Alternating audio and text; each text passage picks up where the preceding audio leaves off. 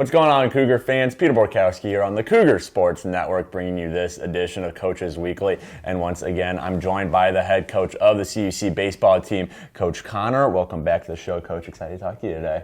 Good to see you again, dude. Good to see you, too. And it was a good weekend for you and your squad. You headed over to Kentucky and took 2 out of 3 games against Center, who is a very successful program in their own right. You won both of the games on Saturday, dropped the Sunday game in extra innings, unfortunately. But let's just get your general takeaways, which from on paper look like a really successful weekend for you and your squad.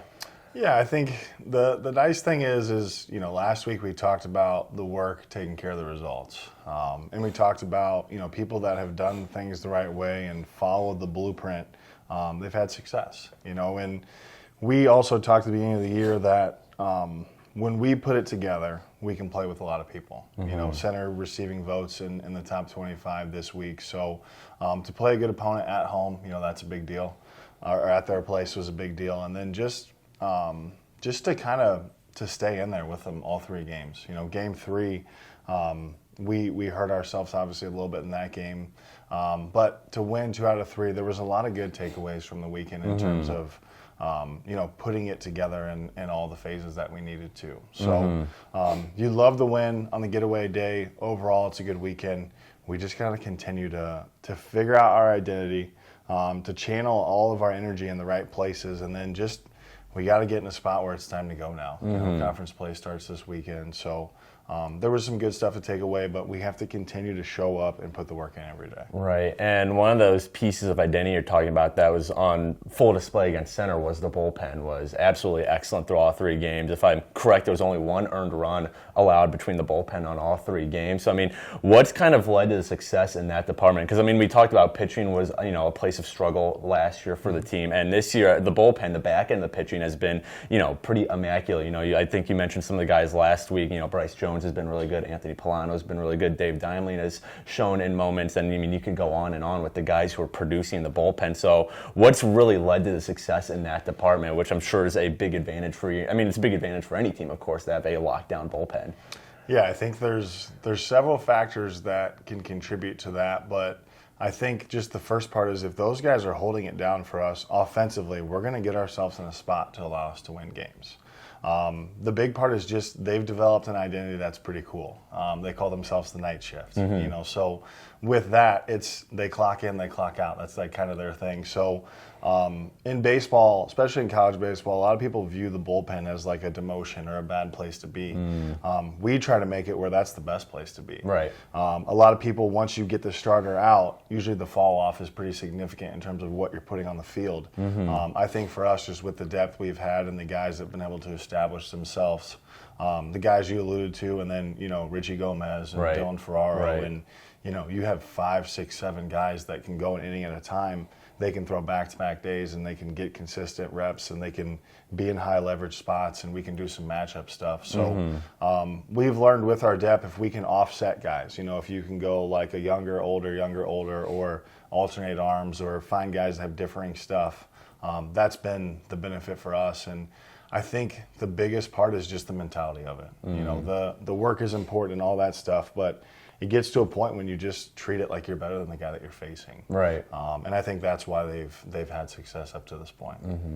Well, you guys were back in action yesterday. You traveled to North Park University, and unfortunately, you guys got run ruled in 7 innings. North Park, they have a good record as well. They're a successful team. But what I wanted to focus on is this is really your guys' first game in the immediate area. First weekend you're in St. Louis, and you're in Florida. This past weekend you're in Kentucky. So what are some of the differences that approach this team? And it's good you got out of the way now because obviously conference play is going to be around here as well. But just coming back to the Chicagoland area, to the Midwest kind of, and playing a game, just what was that like compared to the last 3 stretches of play where you've been in vastly different areas? Yeah, it was our first midweek day, and like you alluded to, North Park is playing good baseball. They're well coached. They do a lot of the little things really well, and they're really swinging it right now.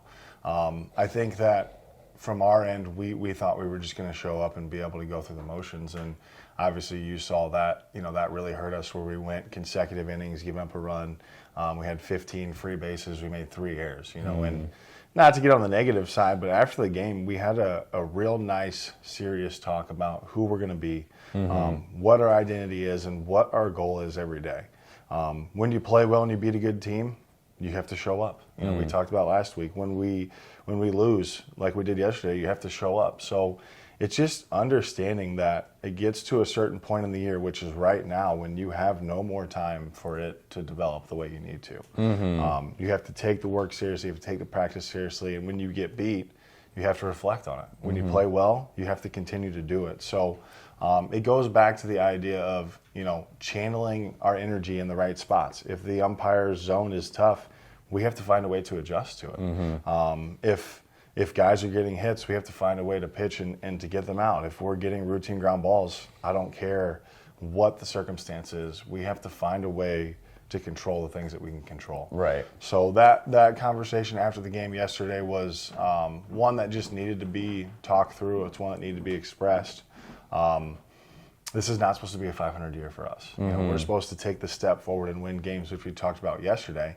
Now, we just need to do the things that we can do and get ourselves in a spot going into conference play. Right. Well, like you said, conference play is coming up. You guys play St. Norbert in a doubleheader here at Concordia on Sunday. And the biggest thing that you've been harping on through this series of interviews is just the consistency of being able, like you said, go in, day out, and just perform well. And now that conference play is here, these are the games that really matter. What's it going to take to be able to, like you said, channel that consistency? What's it going to be in, practice every day, even the off days, whatever it is? Just what does it need to happen? What needs to happen for this team to find that consistency so you can have a successful tenure in conference play? Yeah, I think the number one biggest part is just follow the blueprint. Listen to what we're trying to give you, but also create that identity amongst each guy as you learn what you're trying to do. Every guy is different. Every path is different, but we have an idea of what it looks like, so to follow along with that is a huge part of it. And I think the biggest and best part is, it's a kid's game. It's supposed to be fun. Competing is fun. The work that you put in is fun, because at the end of the day, when you graduate after 4 years, you never want to look back and wish it was this or wish it was that. Guys get done, and the farther away they get from it, the more you miss it, so it's just getting them to understand that it's a big deal what we're going through, but also we don't need to make it a bigger deal than it is. I think is just the best way to put it. Right. And just the work and the journey and the up and down. I mean, Heidelberg's like 11-4 right now. Lawrence is like 10-3. North Park's 11-6. Center's receiving top 25 votes. TC&J is receiving top 25 votes. So we've played 5 to 7 teams that are really good teams. We've done this a little bit as a team this year, but when we look back at the end of the year, if we've handled our business the way we need to, that journey is going to be a little bit sweeter. Right. Well, conference play opens up for baseball this Sunday right here at Concordia University, Chicago. They play St. Norbert College at 12 and 3 p.m. Coverage for both those games can be found at our website, cucougars.com, and the live stream can be found on our YouTube page, CUC Sports. Coach Conner, thanks again for joining me today, and good luck starting conference play this Sunday. Look forward to talking to you again next week. But until then, this is Peter Borkowski signing off with the Cougar Sports Network and wanting to say, as always, go Cougars!